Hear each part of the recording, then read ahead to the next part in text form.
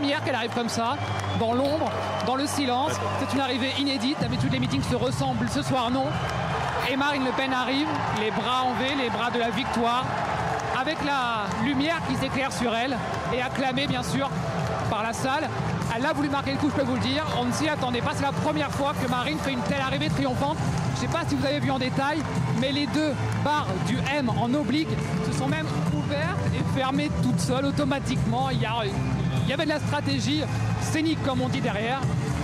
Marine Le Pen qui salue la foule et qui va donc débuter son discours avec ce slogan: si le peuple vote, le peuple gagne. C'est clairement ce qu'elle répète depuis une dizaine de jours. C'est clairement aussi ce qu'elle espère pour être très bien placée au second tour. Elle l'espère bien sûr être au second, avec l'espoir de pouvoir être en tête également au second tour. Loïc Besson dans la salle, on va écouter ce discours. Je précise que ces images sont fournies par l'équipe de la candidate.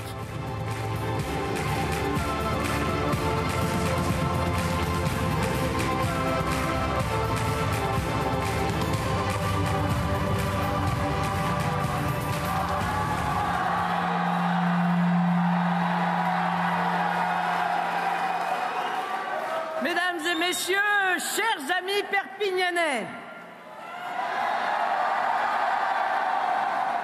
je vous adresse le plus sincère des saluts et à travers vous, un salut respectueux à tous les Français, ceux des marches, ceux du pays comme ceux de l'intérieur, ceux de métropole comme ceux d'outre-mer, ceux de France comme ceux de l'étranger, ceux des continents comme ceux des îles. C'est à vous tous, Français de toutes origines, de toutes générations, de toutes convictions, de toute religion et de toute région, à vous tous, Français, si chers à mon cœur, d'où que vous soyez, que je lance un appel. Je veux vous dire que notre pays, notre beau pays, notre cher pays, a besoin de vous.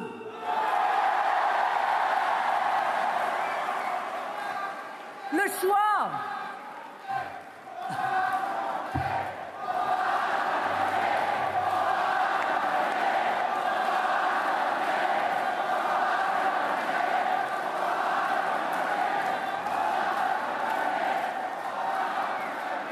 Le choix, mes amis, que nous allons collectivement faire dimanche prochain et dimanche 24 déterminera le sort du pays et donc votre sort pour les années qui arrivent et peut-être même les décennies qui suivent. Le message d'amour et de fraternité qui est le nôtre, l'aspiration à la liberté qu'il sous-tend, ce dessein de faire vivre un grand projet collectif fédérateur, nous devons le porter jusqu'à la dernière minute de cette campagne du premier tour, jusqu'à vendredi minuit.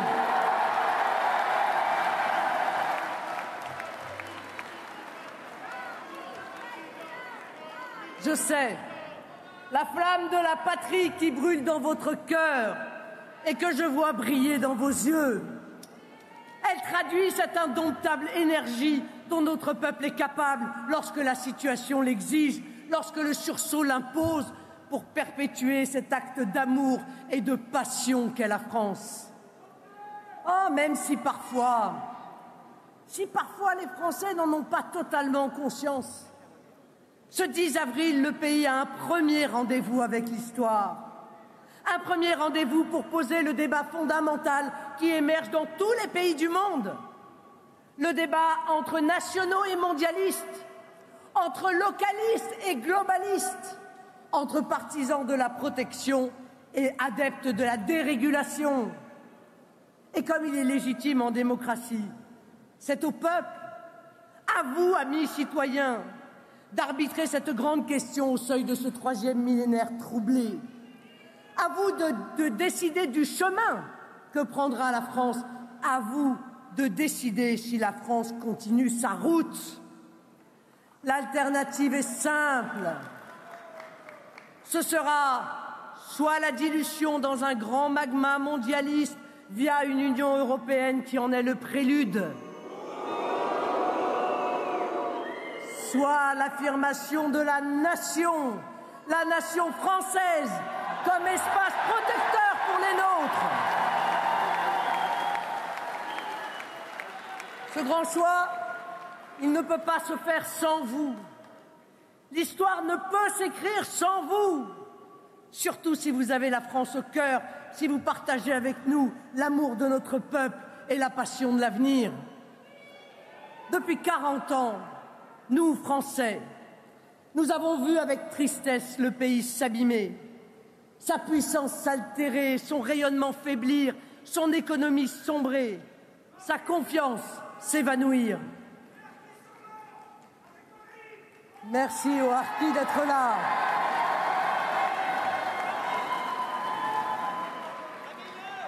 Nous avons vu des quartiers entiers, des villes même, échapper à toute autorité républicaine, entrer en sécession sous le joug des mafias, de l'obscurantisme.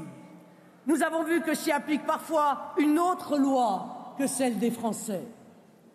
Depuis 5 ans, ce processus s'est accéléré, s'est aggravé. Si nous n'y prenons garde, la France verra son nom effacé des livres d'histoire. Elle deviendra un pays qui n'agit plus mais obéit, qui ne choisit plus mais subit. À ceux qui croient que la politique ne les concerne pas, ne les concerne plus, je veux dire qu'il n'y a pas de situation sans cause. Si la question du pouvoir d'achat vous étreint aujourd'hui, c'est parce que les politiques passées vous ont appauvris, ont effondré les comptes publics et ont même endetté nos enfants pour longtemps. Si Emmanuel Macron avait enrichi le pays, pardon, mais on ne parlerait pas de pouvoir d'achat. Si à la pompe, vous vous sentez floué par le prix d'un plein, c'est parce que des décisions, notamment fiscales, ont prescrit de vous faire payer l'essence au prix fort. Si vous redoutez la facture de fioul, de gaz ou d'électricité quand vous ouvrez votre boîte aux lettres, c'est parce qu'en amont, des décisions de fermeture de centrales nucléaires, l'absurde arrimage de notre électricité sur les prix européens ou les subventions ruineuses à l'escroquerie que sont les éoliennes l'ont décidé pour vous et même, vous le voyez, contre vous.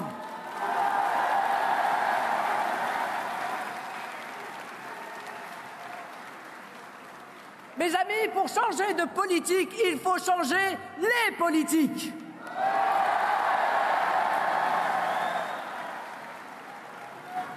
C'est pourquoi, avec solennité, avec insistance, une très bienveillante insistance, je vous conjure d'aller voter. Aucun résultat n'est acquis tant que vous n'avez pas voté. À ceux qui ont pu rompre avec le réflexe civique par colère, par dégoût, par désillusion, par fatigue, je leur dis, je vous comprends, mais là, redevenez citoyens. À la présidentielle, on ne s'abstient pas. Reprenez le contrôle. Et puis en plus, la météo devrait être clémente. Le temps idéal pour se rendre au bureau de vote. Ne soyez pas amnésiques, mes chers compatriotes. N'oubliez pas ce que vous avez vécu. Les gilets jaunes, les retraités appauvris, les ouvrières humiliées, les jeunes à qui on a pris 2 ans de liberté de manière pas toujours justifiée. Les familles qu'on a abandonnées, ces territoires que l'on a oubliés, ces Français dont on disait qu'ils n'étaient rien ou qu'ils étaient non essentiels. Rappelez-vous les mensonges, les affaires, l'infantilisation du peuple.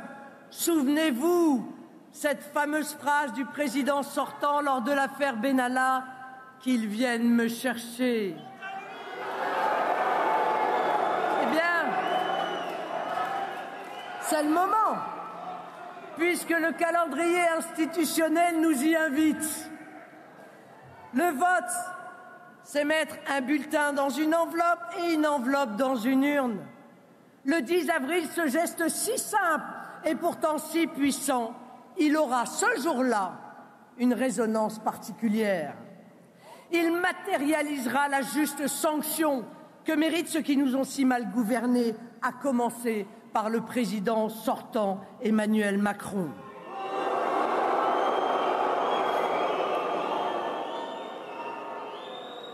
C'est pourquoi je vous le dis et le redis, mes amis, je suis sûr que dans cette salle, vous en êtes persuadés, on ne s'abstient pas, surtout quand on est patriote, surtout si on a conscience que le pays a besoin d'un sursaut.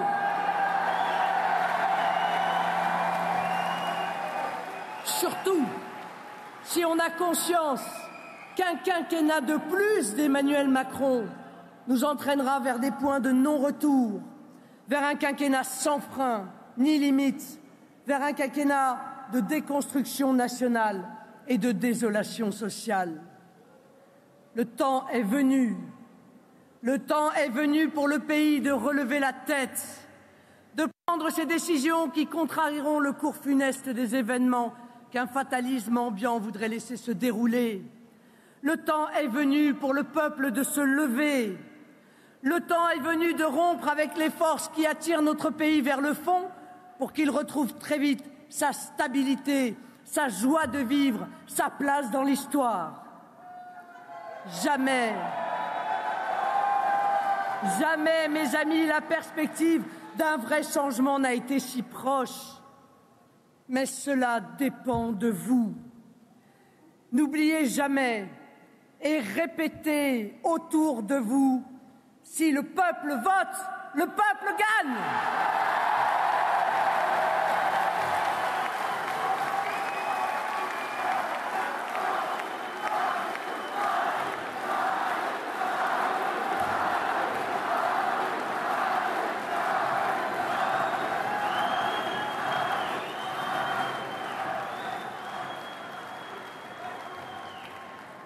Et puisque nous parlons de vote, le 29 avril 1945, il y a presque 77 ans, jour pour jour, les Françaises votaient pour la première fois de l'histoire. Ah, c'est vrai que beaucoup d'eau est passée sous les ponts, mais quelque chose n'a pas changé. Jamais dans l'histoire de la République, une femme n'a occupé les fonctions de chef de l'État.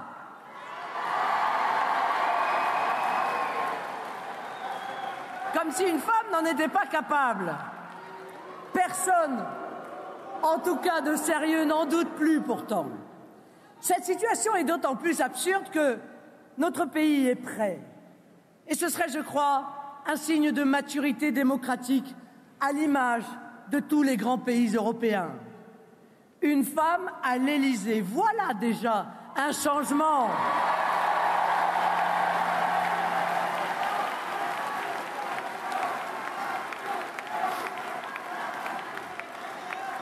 Un premier, bien sûr, et un vrai changement pour cette élection présidentielle.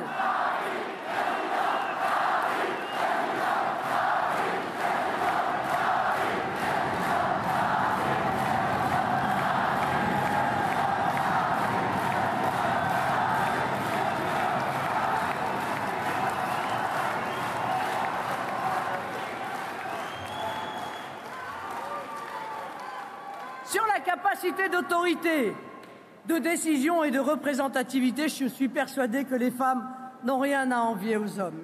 Et messieurs, tout en reconnaissant vos immenses et indéniables qualités, peut-être les femmes sont-elles plus sensibles aux valeurs de protection, plus attachées au concret, c'est-à-dire au quotidien, et plus prudentes lorsqu'il s'agit de leurs enfants. Moi, je crois aux vertus d'une société apaisée et d'un pays porteur de paix. Et puis, il y a des sujets qui sont spécifiques aux femmes. La santé féminine avec les déserts gynécologiques, l'endométriose ou le manque de sages-femmes. Les problèmes de liberté dans l'espace public avec le harcèlement de rue, des injonctions obscurantistes, quand ce n'est pas les mariages forcés sur notre territoire, les crimes d'honneur ou même l'excision. Les problèmes de carrière avec l'égalité salariale et la conciliation de la vie de famille et de la vie professionnelle. Ces préoccupations essentielles pour nous comme pour nos filles. Ces préoccupations d'harmonie des rapports hommes-femmes, partagées aussi par les hommes, sont, vous vous en doutez, les miennes. Croyez dans ma détermination à y apporter des solutions et des solutions rapides.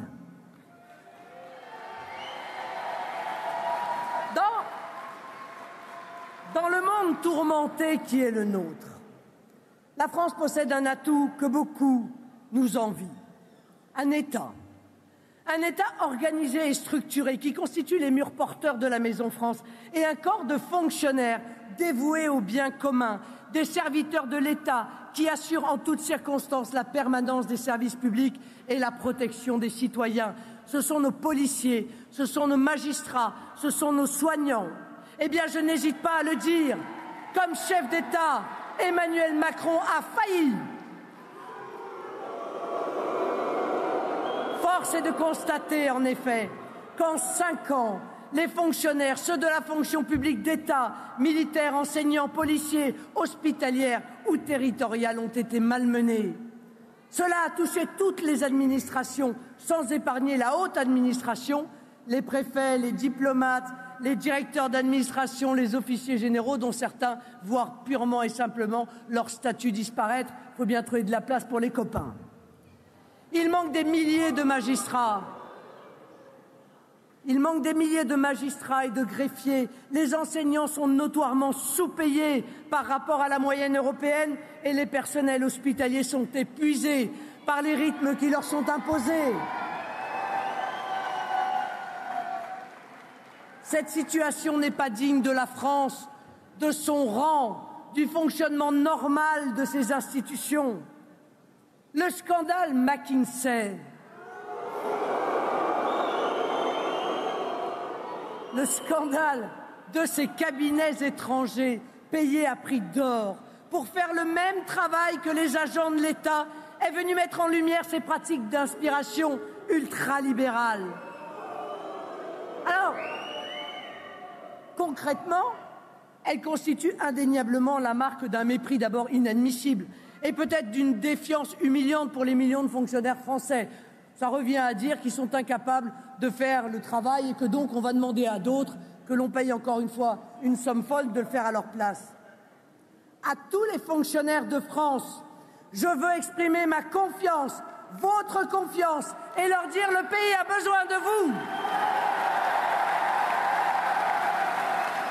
Alors,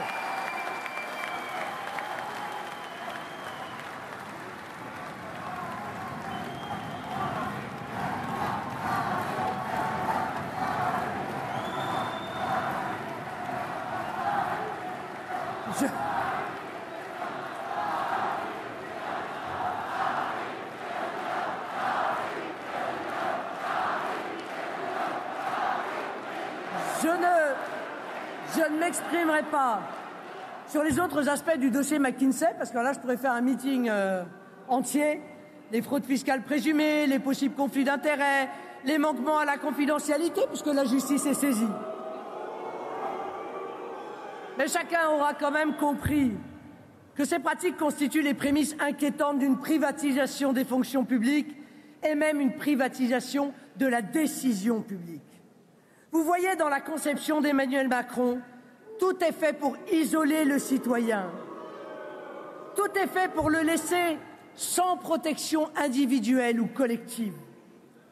Chef de l'État, j'appuierai mon action sur l'État, un État que j'entends restaurer dans ses moyens, son autorité, son organisation, son management.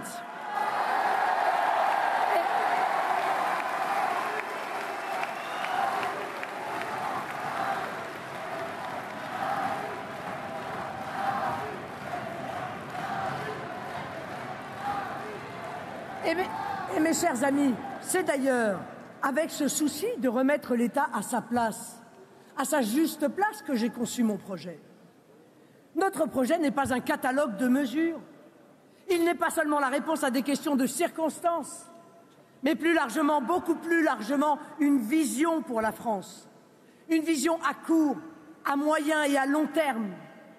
Notre projet ne vise pas seulement à 5 ans, mais à 10 ans, 15 ans, 20 ans, même 50 ans pour ce qui concerne, par exemple, les choix énergétiques, industriels ou les choix démographiques. C'est un projet équilibré et réaliste, complet et sérieux, solide et chiffré. Il a été préparé depuis 2017 avec le cœur et la raison, avec des certitudes et parfois des doutes. avec la fraîcheur de l'idéal de la France et l'intransigeance des réalités. Il a été réfléchi et mis au point avec les spécialistes de toutes les questions, hauts fonctionnaires, hommes d'entreprise, juristes, conseillers d'État, constitutionnalistes, techniciens, militaires, policiers, médecins, ingénieurs, professions libérales. Il a été confronté à l'échange auprès de dizaines de milliers de Français que j'ai eu l'honneur de rencontrer durant ces 5 ans. Des professionnels, des élus, mais aussi des hommes et des femmes de terrain, des personnes issues des associations, des rencontres de la rue toujours si éclairantes, si pertinentes, si enrichissantes. Ce projet assume pleinement son inspiration nationale, l'arrimage indispensable à l'idée de nation, cette communauté naturelle qui fait de chaque Français un frère, un héritier, un légataire. Politiquement, ce projet dont je suis fier, c'est donner comme centre de gravité l'intérêt de la France et des Français. Avec moi, il n'y aura aucune surprise. Avec moi, durant tout le quinquennat, les décisions publiques seront dictées par un seul critère. Quel est l'intérêt de la France? Quel est l'intérêt des Français?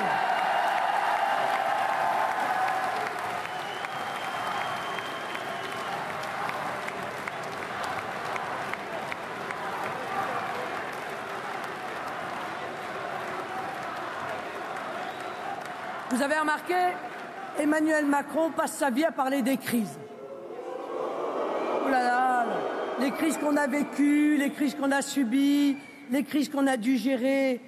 Mais les crises dont Emmanuel Macron nous parle en boucle, comme le boxeur sonné qui ressasse le moment de l'uppercut qu'il a envoyé au tapis, les crises, qu'elles soient sanitaires ou énergétiques, sociales ou migratoires, sont en réalité venues mettre en lumière les fautes de nos dirigeants. Depuis tant d'années, ces dirigeants politiquement interchangeables ont, par idéologie ou faiblesse, sacrifié la souveraineté industrielle et l'indépendance énergétique, l'hôpital et la recherche médicale, nos territoires et nos fleurons industriels. Ils ont laissé la majorité du territoire français se désertifier en concentrant tout dans les métropoles régionales, toutes les activités. Et vous le savez très bien ici, vous ressentez cette injustice à voir les universités, les centres de recherche, les grandes entreprises être systématiquement attirés par Montpellier ou par Toulouse. Ils ont oublié le rôle de l'État stratège et concédé le pouvoir aux commissaires gris de Bruxelles ou aux prohibitifs conseillers de cabinets américains. Tout le monde peut poser ce constat objectif. Et Louis vous l'a rappelé tout à l'heure. Tous ceux qui ont été au pouvoir, ils ont tous échoué. Alors, à tous les Français, je pose la question. Et si on essayait autre chose ?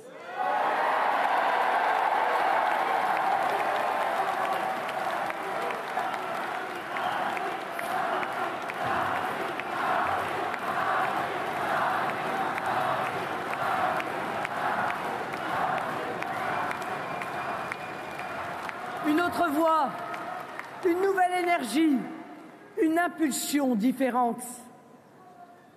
Avec moi, le règne du laisser-faire, laisser-aller, laisser-passer, c'est fini.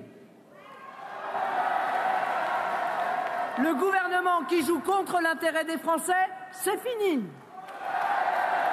L'Élysée qui brade les joyaux nationaux, c'est fini. La tête de l'État qui joue contre la nation, c'est fini.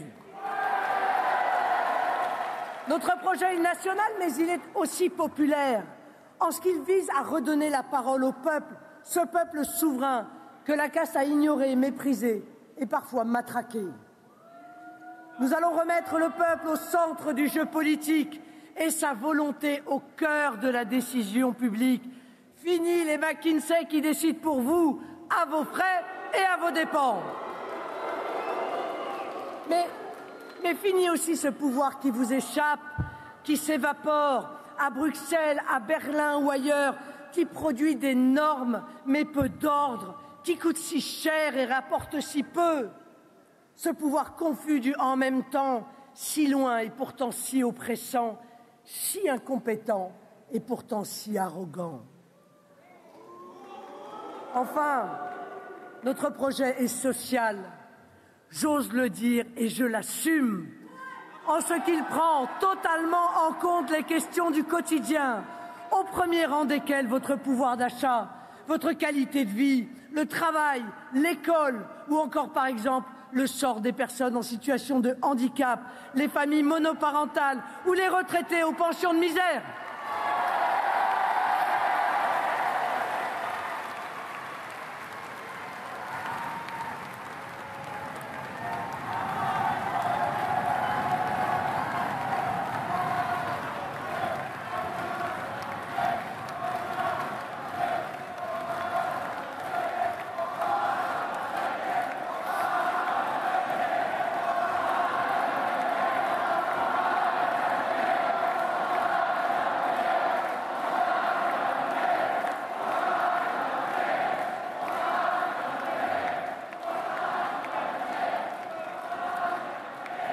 En clair, mes amis, notre projet n'est assis que sur une seule ambition, celle que nous avons pour notre pays, celle que nous imaginons pour notre peuple, cette belle ambition que nous construisons pour chacun d'entre vous. Et croyez-moi, je tiendrai promesse. Je ne laisserai pas ruiner vos espoirs, décevoir vos attentes. Je ne laisserai pas la volonté du peuple être bafouée, comme elle le fut, rappelez-vous, après le référendum de 2005. Notre projet, il repose sur 3 piliers.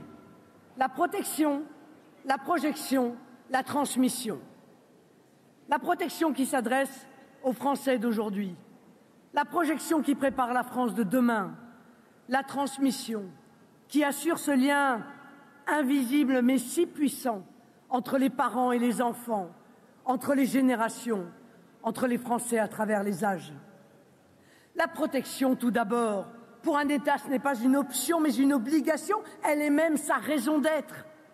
Notre protection extérieure, militaire et diplomatique, sera évidemment restaurée et renforcée. Notre défense sera nationale. Ça a l'air évident, mais ça ne l'est plus, figurez-vous. Elle sera appuyée sur la dissuasion nucléaire, détenue en propre par la décision politique française et uniquement française.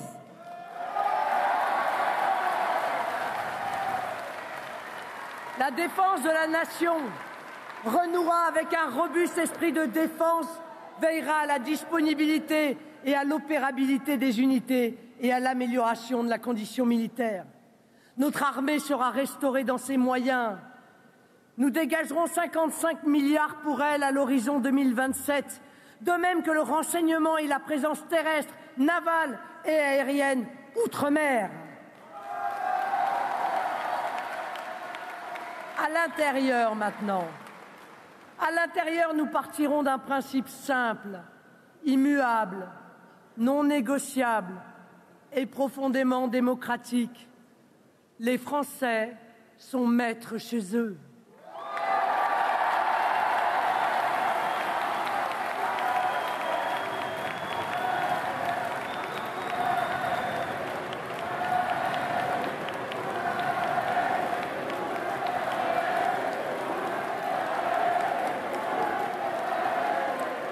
Et mes chers amis, je rendrai leur pays aux Français. C'est aux Français qu'il revient de dire qui entre et qui doit quitter le pays. Ce seront ni les juridictions internationales, ni les associations immigrationnistes, ni d'ailleurs ceux qui viennent, comme c'est le cas aujourd'hui, qui décideront qui vient ou qui s'installe dans notre pays. Ce sera aux Français de décider qui est digne de devenir Français et d'avoir le privilège d'entrer dans la communauté nationale. Être Français n'est pas une situation administrative, c'est un honneur.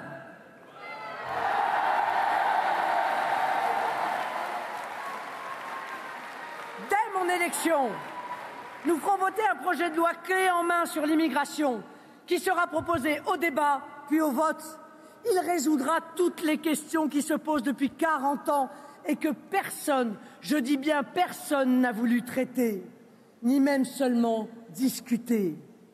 Là aussi, les principes seront connus par tous. Un étranger qui vient en France devra subvenir à ses besoins. La communauté nationale ne pourra pas le prendre en charge. Les demandes d'asile seront obligatoirement effectuées et étudiées à l'extérieur de France. Un étranger en situation irrégulière ne sera jamais régularisable. On ne peut pas, ni dans ce domaine, mes chers amis, ni dans d'autres, mettre le peuple français devant le fait accompli. Ces gens qui sont en situation irrégulière devront repartir chez eux, faire une demande, attendre qu'elle soit acceptée éventuellement pour pouvoir rejoindre le territoire national.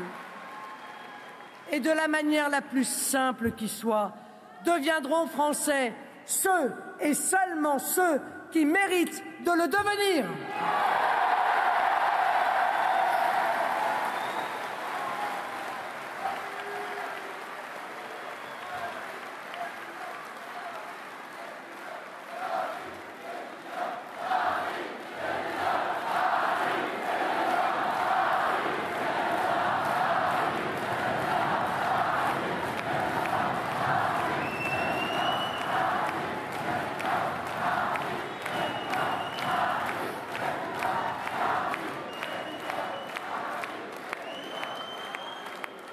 En matière de sécurité et de tranquillité publique, eh bien, nous nous inspirons du même principe.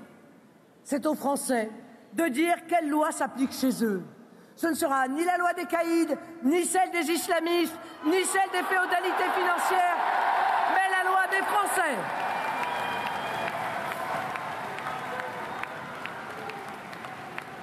Les moyens humains et matériels de tous les acteurs de la chaîne pénale, police, justice, pénitentiaire seront renforcés.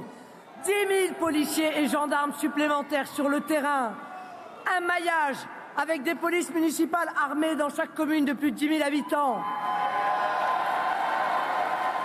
Le doublement à terme du nombre de magistrats, 25 000 places de prison en plus et un centre éducatif fermé par département. Des procédures simplifiées, des coopérations internationales afin que les étrangers purgent leurs peines dans leur pays d'origine. Nous avons assez des nôtres pour ne pas nous encombrer des délinquants étrangers qui n'ont aucune raison de rester sur notre territoire après avoir violé nos lois et en premier lieu celle de l'hospitalité.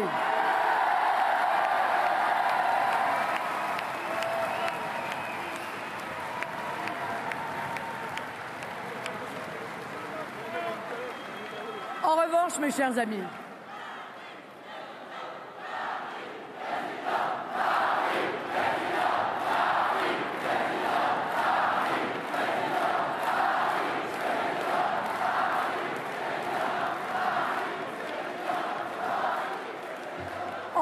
mes amis, et vous en connaissez tous, les étrangers qui sont présents parfois depuis de nombreuses années sur notre sol et respectent nos lois, nos valeurs, notre culture, n'ont, je leur dis, aucune crainte à avoir.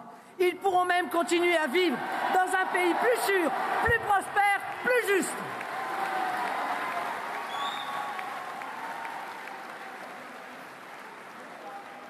Ma politique pénale se résumera à un triptyque simple.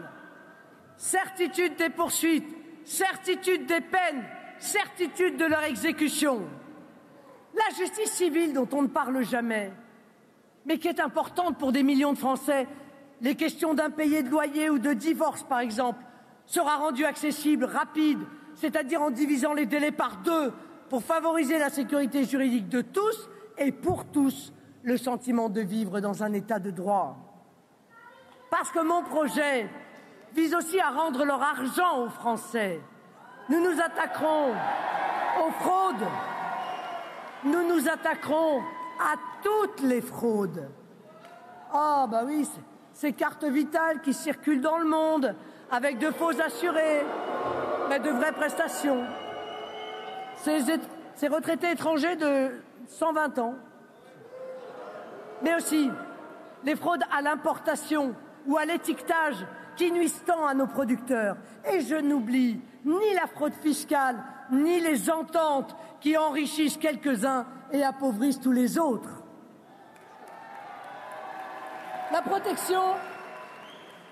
protection, c'est aussi la santé, dont nous restaurerons les moyens, les EHPAD que nous humaniserons, le système entier que nous revitaliserons en le débureaucratisant. La protection, enfin, c'est une grande politique sociale en faveur du pouvoir d'achat de tous, mais aussi en faveur des plus vulnérables, les blessés de la vie, les personnes en grande précarité, les personnes en situation de handicap, les familles fragilisées ou les étudiants paupérisés. Je tiendrai la promesse d'Emmanuel Macron qu'il n'a pas été capable de tenir, de secourir vraiment les personnes en grande pauvreté et d'offrir enfin une solution d'hébergement à tous les sans-abri. Je ferai de tous les Français des privilégiés dans leur propre pays. Pour tous les Français, j'établirai des nouveaux droits spécifiquement liés à la nationalité et notamment, ça les dérange, ils n'aiment pas ça, nos adversaires. La priorité pour le logement et pour l'emploi, la priorité nationale. Mais parce que c'est le bon sens, parce que c'est justice. Et je mettrai d'ailleurs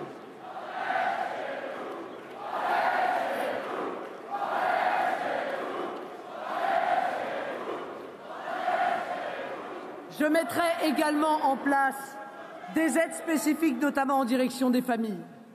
Parce que les familles ont énormément souffert dans les 10 dernières années, pas seulement sous Emmanuel Macron, mais également sous François Hollande, où l'ensemble des aides dont elles pouvaient bénéficier ont été baissées, avec une conséquence directe, mes chers amis, sur le taux de natalité, c'est-à-dire les enfants qui n'ont pas, à cause de cela, à cause des situations de précarité, vu le jour dans notre pays. Protection, disais-je, mais aussi projection. Nous replacerons la France dans le concert des nations, favoriserons ce merveilleux moyen d'échange qu'est la francophonie, dont on n'entend plus jamais parler. Et puis, nous allons réformer l'Union européenne pour la remplacer par une alliance européenne des nations, avec des alliés qui, en Europe, n'attendent que cela.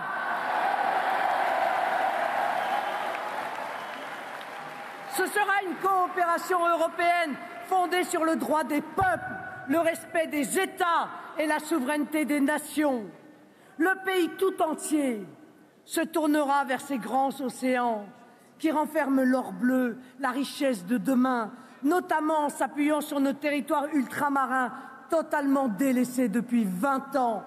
Permettez-moi en votre nom d'adresser un salut fraternel à nos compatriotes d'outre-mer qui nous suivent et qui nous soutiennent.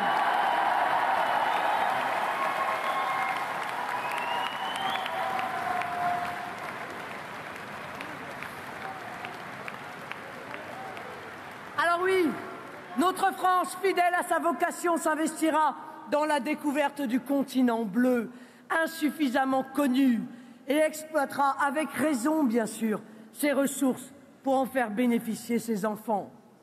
Nous engagerons une grande politique énergétique, de réindustrialisation, de relance des filières productives d'avenir, notamment par le biais d'un fonds souverain puissant, doté de 100 milliards par an, abondé par l'épargne des Français.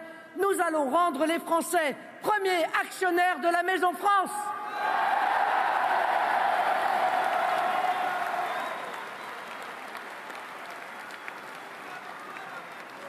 Nous changerons, mes chers amis, nous changerons le modèle économique. Non que nous voulions sortir de l'économie de marché, bien sûr, nous ne sommes pas communistes. Mais nous voulons renouer avec un modèle économique vertueux et créateur d'emplois et de richesses pour le pays, donc pour vos emplois et votre pouvoir d'achat. Ce nouveau modèle s'appuiera sur nos petites et moyennes entreprises, sur le localisme, sur le patriotisme économique et sur l'indépendance. Indépendance énergétique, industrielle, scientifique, médicale, agricole et alimentaire.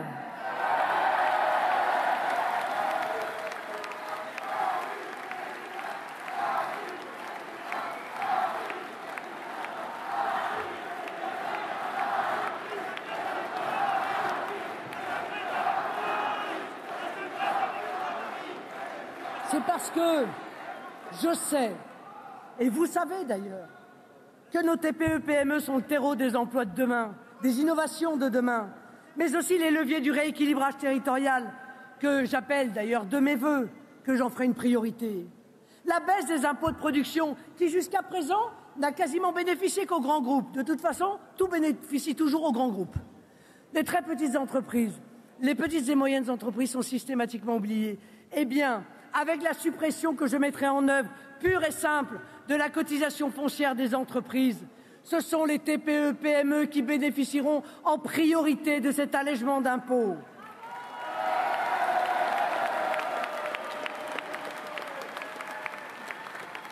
Enfin, mes amis, il y a la transmission. Parce qu'il n'y a pas d'envie de créer, de développer, de bâtir, s'il n'y a pas possibilité de transmettre.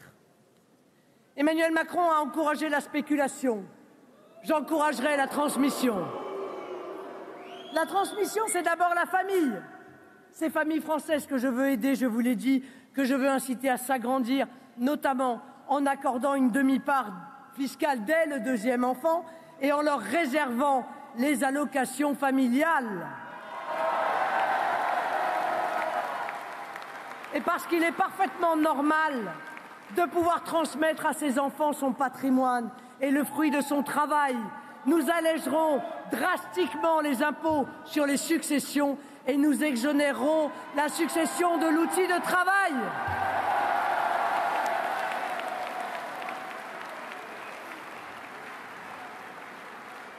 Alors, la famille, ce ne sont pas que les enfants. La famille, c'est aussi les seniors, dont je refuse l'appauvrissement. Et on me le reproche vivement. C'est pourtant là un choix de société. Tout comme le droit de vivre une retraite en bonne santé, avec une retraite de 60 à 62 ans maximum, en fonction de l'âge d'entrée dans la vie professionnelle. Plus on travaille jeune, plus on travaille dur, plus on doit partir tôt. C'est cela la justice sociale.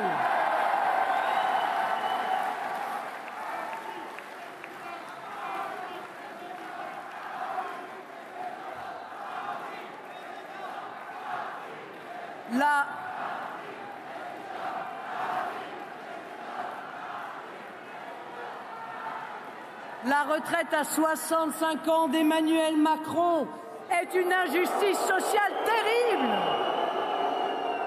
C'est une injustice sociale en plus d'être une hérésie économique qui appauvrira évidemment, parce que c'est le but, nos anciens et désespérera nos jeunes. Je rétablirai également, j'y tiens parce que j'avais été terriblement choqué par sa suppression, je rétablirai la demi-part des veufs et des veuves et réindexerai les pensions sur l'inflation. J'ai entendu le président de la République hier soir dire qu'il allait indexer les retraites sur l'inflation. Je rappelle tout de même que sur les 5 dernières années, 4 années, pendant lesquelles les pensions n'ont pas été réindexées, chaque année, elles ont été rognées par l'inflation. Chaque année, les retraités ont vu baisser leur pension, alors même que pour beaucoup d'entre eux, elle est déjà si basse. Eh bien moi, je mettrai en place une mesure pour que pas une pension ne soit inférieure à 1 000 €.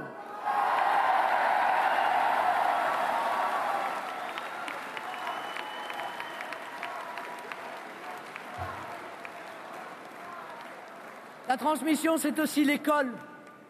L'école qui doit redevenir le creuset du savoir et pour les Français les plus récents, de l'assimilation. Je veux garantir à tous les petits Français cette belle égalité des chances à laquelle, comme républicains, nous sommes si attachés. L'un des pivots, d'ailleurs, de notre projet, ce sont les jeunes.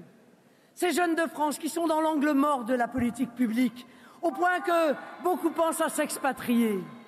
Ils sont notre énergie, notre réservoir créatif, et surtout dans un monde qui va vers la société de la connaissance et vers une révolution technologique permanente, ils sont un atout extraordinaire. C'est pourquoi nous allons, vous, jeunes de France, vous inciter à rester au pays en vous exonérant d'impôts sur le revenu jusqu'à 30 ans.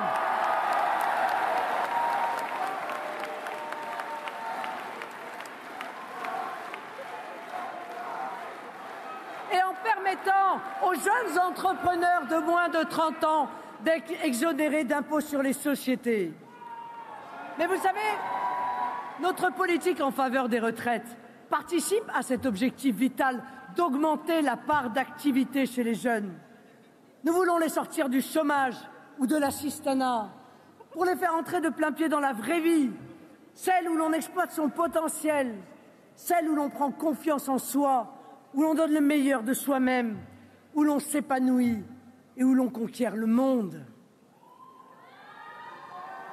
Je vous entends, les jeunes. Vous avez envie de conquérir le monde.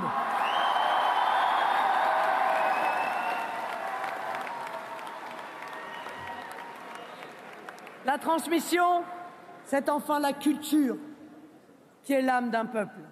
Et je sais combien ici, à Perpignan, vous y êtes attachés.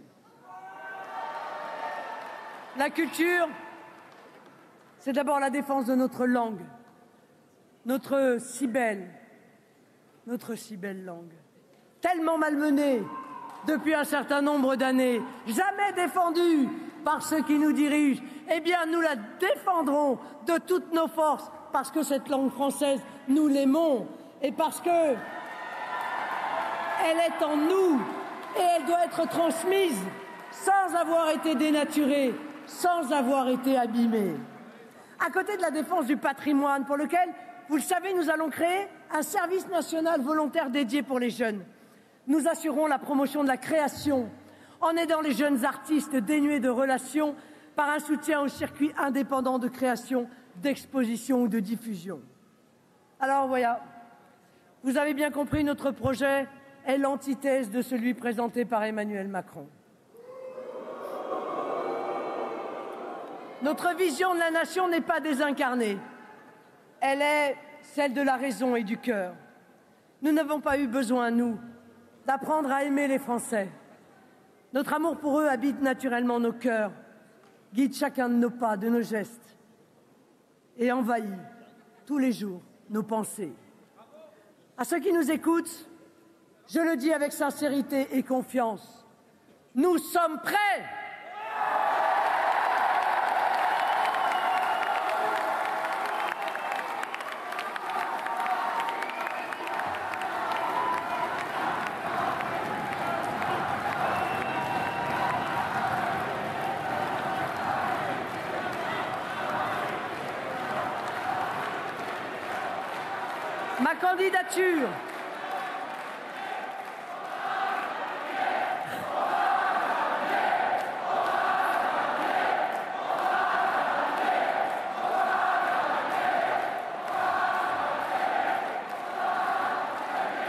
Ma candidature est une déclaration d'amour à la France. Elle est un acte de piété à l'égard de ceux qui nous ont précédés. Pour le présent, elle est un acte de fraternité. Et pour l'avenir, un acte de confiance. Notre projet se distingue des autres en ce qu'il est fondé sur le principe fraternel de la nation. Il se distingue en ce qu'il postule non le mépris ou la défiance de classe de certains tenants de la droite ou de la gauche, mais l'unité de tous les Français. Cette unité qui rend notre nation invincible. L'unité, c'est le socle sur lequel s'appuie la vision que nous avons de la France. Elle est le mur porteur du projet que je présente aux Français. L'unité, c'est l'antidote. L'antidote aux multiples fracturations de notre pays. Fracturation sociale, territoriales, identitaires, qui nous font si mal, que nos dirigeants successifs n'ont pas su dominer et que parfois même ils ont aggravé.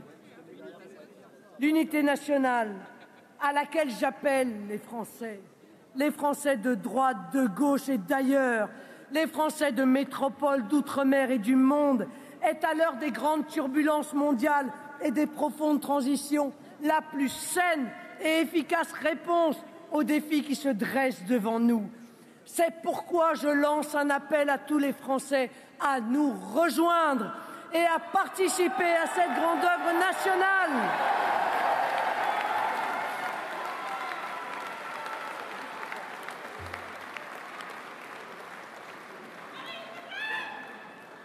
L'élection présidentielle, je vous l'ai dit, n'est pas une élection présidentielle comme les autres.